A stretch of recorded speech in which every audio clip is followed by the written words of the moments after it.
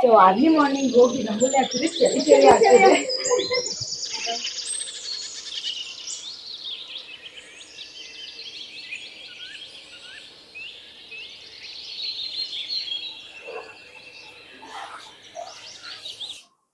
Actually ಹರಳೆಣ್ಣೆ ಸ್ನಾನ ಮಾಡಿಸೋದ್ರಿಂದ ದೇಹಕ್ಕೆ ತುಂಬಾ ತಂಪು.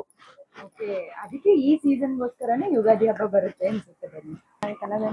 ತುಂಬಾ ಹೀಟ್ ಅಂದ್ರೆ ಬಿಸಿಲುಗಾಲ ಅಲ್ವಾ, ತುಂಬಾ ಉಷ್ಣಾಂಶ ಇರುತ್ತಲ್ಲ, ಸ್ವಲ್ಪ ನೆತ್ತಿಗೆ ಹರಳೆಣ್ಣೆ ಒತ್ತಿ ಸ್ನಾನ ಮಾಡಿಸೋದ್ರಿಂದ ತುಂಬಾ ತಂಪು.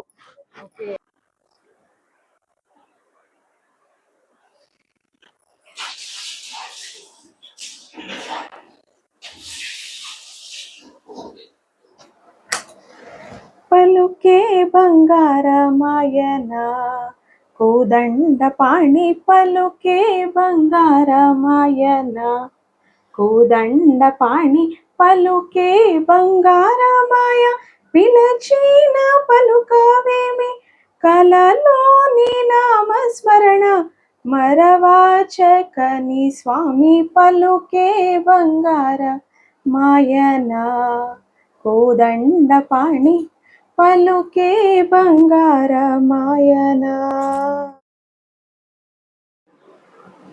ಸಮಸ್ತ ಜನತೆಗೆ ಯುಗಾದಿ ಹಬ್ಬದ ಹಾರ್ದಿಕ ಶುಭಾಶಯಗಳು.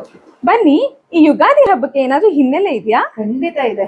ನಮ್ಮ ಹಿಂದೂ ಧರ್ಮಗಳ ಪ್ರಕಾರ ಯುಗಾದಿ ಹಬ್ಬ ಸ್ಟಾರ್ಟ್ ಆದಾಗ ನಮ್ಮ ಬ್ರಹ್ಮದೇವರು ಈ ದಿನನ ಪ್ರಾರಂಭಿಸಿದ ದಿನ. ಅಂದ್ರೆ ಬ್ರಹ್ಮದೇವರು ಬ್ರಹ್ಮಾಂಡವನ್ನ ಪ್ರಾರಂಭಿಸಿದ ದಿನ, ಅದು ಈ ಯುಗಾದಿ. ಸೊ ಈ ಹಬ್ಬದ ದಿನ ನಾವು ಬೇವು ಬೆಲ್ಲ ಅನ್ನ ತಿಂತೀವಿ. ಸನಿ, ಈ ಹಬ್ಬಕ್ಕೆ ಯಾಕೆ ಬೇವು ಬೆಲ್ಲ ತಿಂತೀವಿ? ಸೊ ಮನುಷ್ಯನ ಜೀವನದಲ್ಲಿರೋ ಸಿಹಿ ಮತ್ತು ಕಹಿನ ಪ್ರತಿಬಿಂಬಿಸೋದೇ ಈ ಬೇವು ಬೆಲ್ಲ. ಭಾಗ್ಯದ ಲಕ್ಷ್ಮೀ ಬಾರಮ್ಮ ನಮ್ಮಮ್ಮ, ನೀ ಸೌಭಾಗ್ಯದ ಲಕ್ಷ್ಮೀ ಬಾರಮ್ಮ ನಮ್ಮಮ್ಮ, ನೀ ಸೌಭಾಗ್ಯದ ಲಕ್ಷ್ಮೀ ಬಾರಮ್ಮ.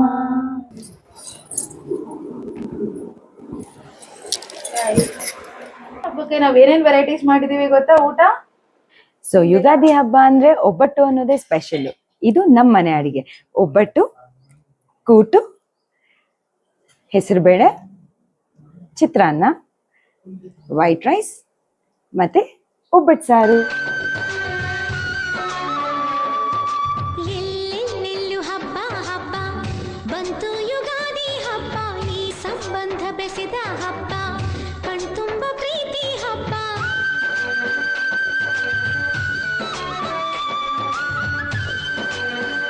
ಬೇವು ಬೆಲ್ಲ ತಿನ್ನೋಣ, ಒಳ್ಳೆ ಮಾತಾಡೋಣ. ನಿಮ್ಮೆಲ್ಲರ ಜೀವನದಲ್ಲಿ ಬೇವು ಸ್ವಲ್ಪ ಇರ್ಲಿ, ಬೆಲ್ಲ ಜಾಸ್ತಿ ಇರ್ಲಿ.